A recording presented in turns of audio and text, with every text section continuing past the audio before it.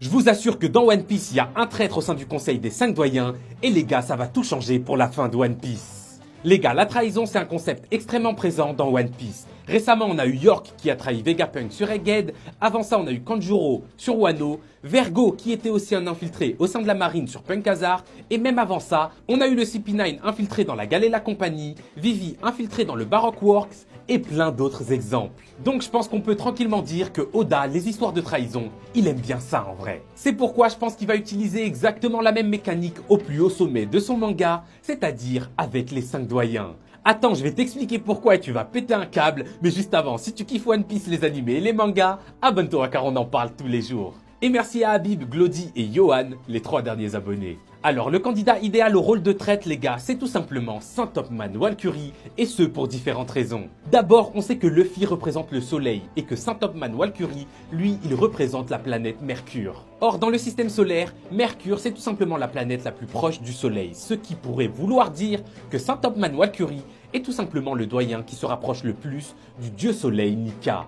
Mais ça encore, c'est rien, juste ouvre tes petites oreilles. On sait que les doyens, ils sont inspirés de dirigeants qui ont réellement existé dans notre monde. Saint Topman Walkyrie, lui, il est inspiré de Gorbatchev, un ancien dirigeant de l'URSS lors de la guerre froide. Et figurez-vous les gars que comme par hasard, en Russie, notre bon petit Gorbatchev, il est tout simplement accusé de ce qu'on appelle la plus grande trahison de l'histoire de l'humanité. Il est dit qu'en signant la fin de la guerre froide, Gorbatchev a tout simplement condamné son pays. Et certains vont même jusqu'à dire que lui et sa grosse femme étaient tout simplement des agents de la CIA infiltrés en Russie.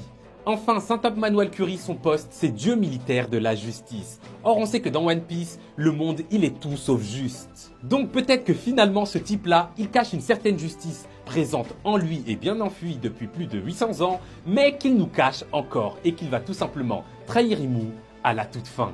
Personnellement, je trouve que ça fait beaucoup de coïncidences. Certains vont dire « Non mais c'est impossible ». Je vous rappelle quand même que Oda, la trahison, il a fait ça 1 milliard de fois dans son œuvre et ça pourrait être la 1 milliardième plus 1 fois.